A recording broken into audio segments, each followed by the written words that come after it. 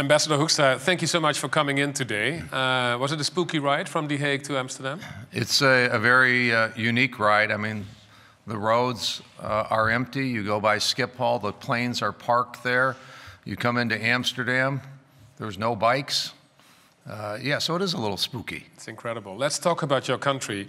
The US is now, according to the WHO, the new epicenter of the corona pandemic, surpassing with over 100,000 cases China. Is it a shock for the country? Well, of course it's a shock. You know, you've got the epicenter in New York, in my home state of Michigan. You know, the schools are going to be closed for 3 weeks. The governor has announced that they may be closed for good for this year, that they will not reopen this school year. Obviously, they'll make that decision in a couple of weeks, but you know, that means the schools would have ended up being closed for 3 months. The restaurants are closed. Sure, it's a shock. It's a shock to our system, just like here in the Netherlands. Totally. The president stated 4 weeks ago, one day, like a miracle, the coronavirus will disappear. Then he said last Tuesday, I give it 2 weeks. We have to open this country up. Eastern, April 12th. Isn't that a very dangerous statement to make? I mean, it could cost a lot of lives to open up the country now. Well, he's not going to open up the country if it's going to cost a lot of lives. You know, the president and our leaders, and you lived in the States. I did. Very often they speak in what we call aspirational terms. This is what we want to achieve. The president wants to reopen the country, just like the prime minister wants to reopen the Netherlands and get it back to normal. But based on the advice from the experts, they'll reopen it when it's ready to be reopened. Is it realistic in 2 weeks to open the country? No, it isn't, right? Well, again, tell me where we're going to be scientifically. We have, you know, researchers in the Netherlands. We have researchers in the U.S., around the world.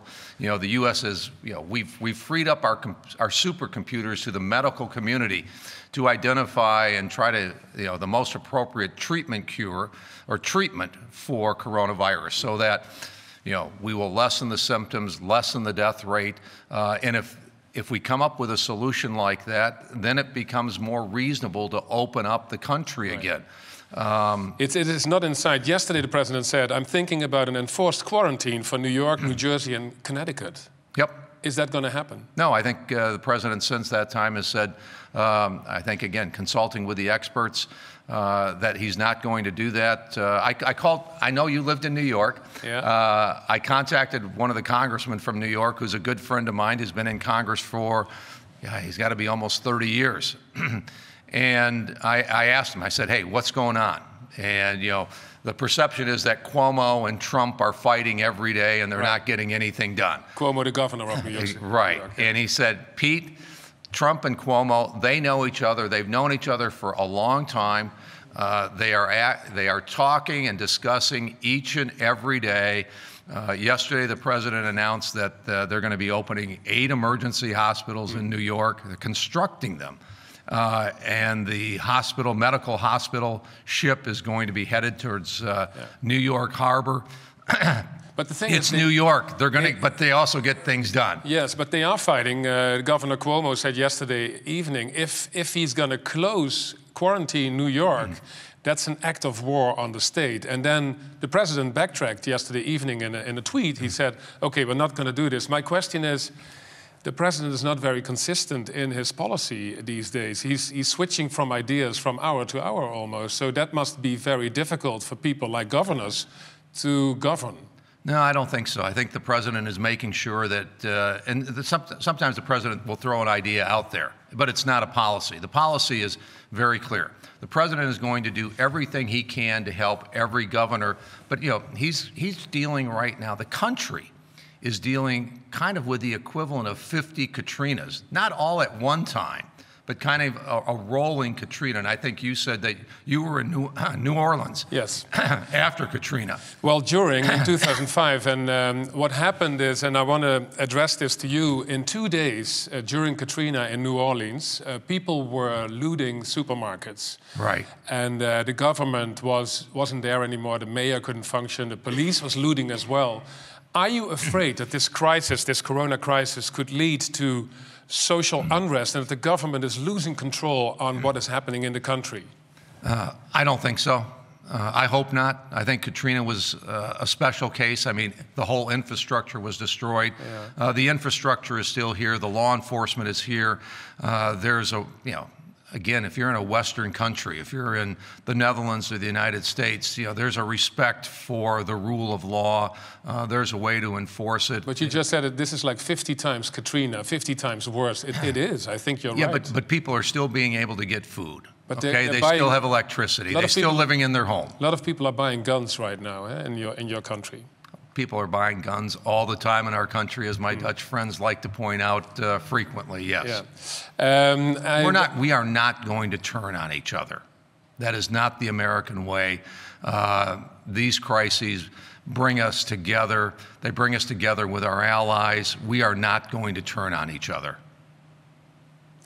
Yesterday, I read this article in The Guardian. There was a lot of criticism on the president. One former government worker, Ron Klein, who spearheaded the fight against Ebola, stated, "What's happened in Washington has been a fiasco of incredible proportions, a textbook example of a disastrous failed effort." I don't think we can make that judgment at this point. The president and the government, we were one of the first to close the air routes to China. We did it to Europe. The president got a lot of criticism. In hindsight, most people are looking at it and saying, you know what, those were the right decisions. Yeah. The president, we're now working with the states in terms of containing it.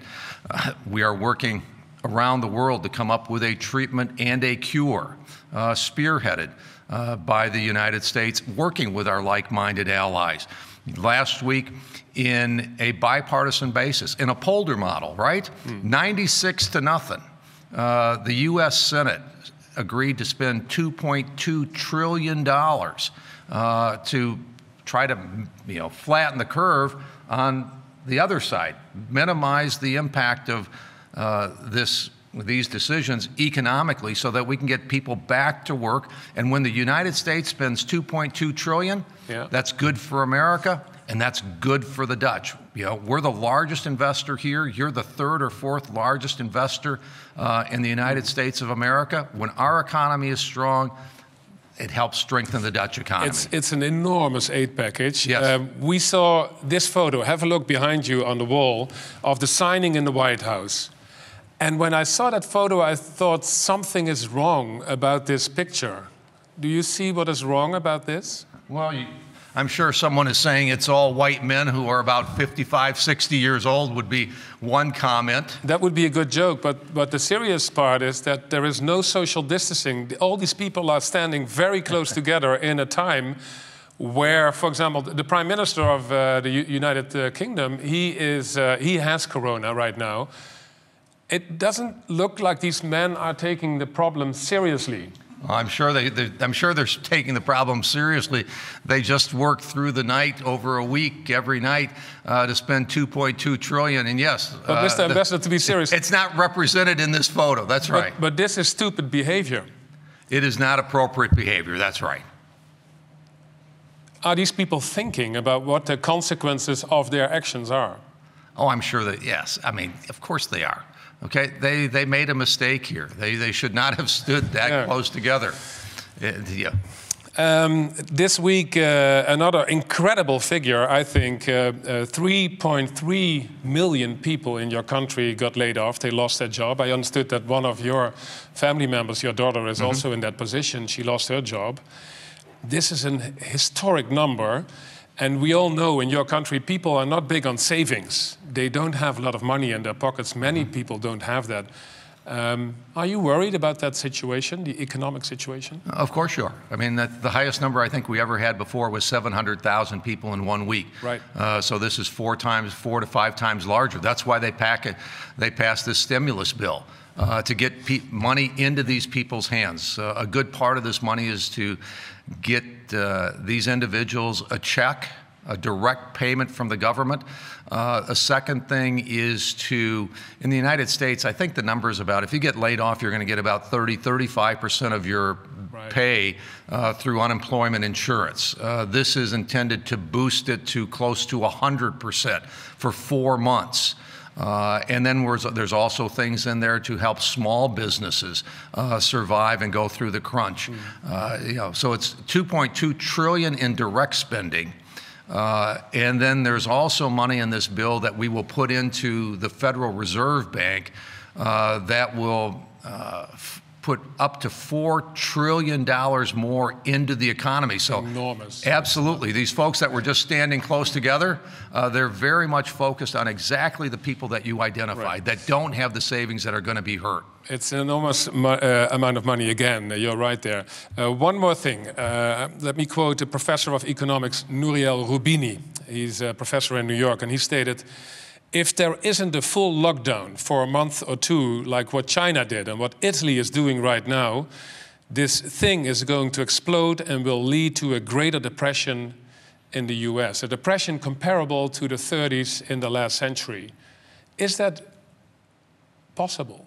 I mean, at this point in time, a lot of things are possible, and this is why you see Washington and, you know, we need to coordinate with our like-minded allies that is not the outcome. Yeah. That, you know, we do everything to flatten the curve on this disease, this pandemic, and we do everything to flatten the curve from an economic standpoint, so that in 2 or 3 months we're saying, whew, we didn't do everything right, but we did enough things right that this economy is coming back, and that the medical impact, we avoided the worst possible outcome.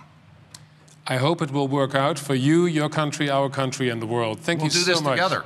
Absolutely. Thank you so much, Mr. Ambassador, for being here this morning. Great. Thank you. Thanks.